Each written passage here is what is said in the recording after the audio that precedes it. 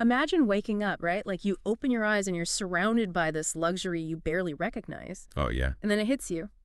You have no idea who's sleeping next to you. That's a rough morning. That's how Jackie Phamotse throws us right into Bear, the Blesser's Game. And let me tell you, this deep dive, we're going deep. This book, it's not just some gossipy story. It gets under your skin. It gets real, real fast. And you're right, the setting is huge. You're talking Santon skyscrapers everywhere. Yeah. Those cars you only see in magazines. The heart of the boom, you know. But like you said, real fast, Phamotse doesn't let us forget what's lurking under that glitz. Not even a little bit. She slams you right up against it. Yeah. This wealth, it throws a long shadow, like a reminder of what most people are actually dealing with. Exactly. It's like we're standing on a fault line or something, Yeah. right? Aspirations colliding with this illusion. So paint a picture for us. What makes Santon tick? Why is it so important for understanding Bear? Honestly, Santon's practically a character itself. Mm-hmm. I mean, it embodies that hunger, right? The need to climb that ladder, get a taste of the good life. Right, right. But then Phamotse does this thing. She slams that desire up against descriptions of, like, crushing poverty. Okay. It's like she's reminding you about all the inequalities, even now, you know, Yeah. the past. Yeah. It's still there in the present. And bam, right in the middle of all that, we meet Treasure. Our main girl, and this is crucial, she's not some spoiled rich kid. Not even close. And that's what makes it work. Treasure's relatable. Yeah. Like, she's that teenager we all know, stoked about getting her first phone, dreaming big. But Phamotse, she gives us these little glimpses. Treasure's mom's sick. It's this thing hanging over them. Yeah. And her dad, let's just say he's not exactly Father of the Year material. Not exactly reliable, no. Exactly. And suddenly you see just how vulnerable she really is. And that's where the whole blesser thing comes in. I have to admit, I thought it was just like a fancy word for sugar daddy. But it's way more complicated than that. Just deeper, right? So much deeper.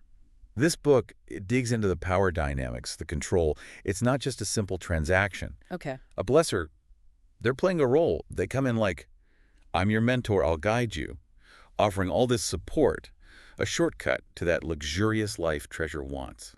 Mm. But it comes at a price. And honestly, sometimes you don't even see it coming. So how does Phamotse show us that? Because telling us, that's one thing, but I felt it. I felt that power imbalance. In the way Treasure interacts with them, with these guys. Mm-hmm. Older, loaded, they kind of just slide into her life. Yeah. Advice here, a gift there, doors opening. Right, right. And it seems great at first. Exactly. But then the favors, they start having strings, Yeah. like little manipulations chipping away at Treasure's sense of self. It's honestly uncomfortable to read. Yeah, yeah. Because you could see it. You could see how someone like Treasure gets sucked in. Totally. So we're seeing the game, the players, the stakes are getting high. Treasure, she wants a better life, who doesn't? But she stumbles into this world that's seductive and dangerous at the same time. Right. And I don't want to spoil anything, but things get dark. Dark is putting it mildly. What really hit me was how Phamotse uses these really specific moments to show the true costs of this blesser life, that first encounter, the assault. Right. It's brutal, but it's not just there to shock you. It shows how these experiences, they chip away at her, at Treasure's innocence, her ability to choose. And it's not just one single event either. It's like this spiral, Each relationship, it's transactional, and it just pulls her further down. Totally. It's like watching someone get pulled out to sea. And the saddest part, Treasure starts to believe it's her only option. That this is how it works, how you make your dreams come true. It's a tough thing to read. It really makes you think about the limited options for women in those positions. You can see how that quick wealth, especially when it's all wrapped up in this idea of mentorship. Oh, absolutely. How seductive that could be. It's easy to get pulled in by the surface, the drama, the glamour. But Phamotse, she's doing something way more interesting. It's like she's holding up this mirror. Oh, absolutely. She is. This isn't just some cautionary tale about using guys for money. It's bigger. It's about that pull, that desire for wealth, and how dangerous it can actually be, especially for someone like Treasure, who's already on shaky ground. Right, exactly. We're all human, right? Yeah. We want things. Yeah. But Phamotse shows how those desires, they can be, like, twisted, manipulated. And that leads to, well, you see what it leads. It's like those Instagram versus reality moments, Yeah.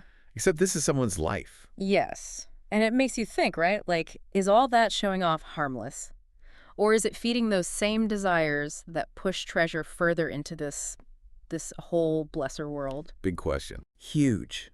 Phamotse, she lays it all out there. The seduction of it all, The clothes, the parties, escaping that struggle. But then she flips it. We see the emotional cost, the psychological toll. And it makes you ask yourself, is it worth it, that price? Heavy stuff. And it's not like it's just about personal choices either. This story, it's rooted in South Africa, post-apartheid. You can't separate the two, can you? No way. You feel that legacy, the injustice, it's woven right in. Racial inequality, economic disparity. Treasure's trying to make it in a world where the odds are stacked. You can say that again? And that ties into something else Phamotse tackles head on. How women's bodies, they become dot-com commodities. Especially when Treasure gets more involved with the modeling world. Exactly. It's like her worth, it's all tied up in how she looks, how desirable she is.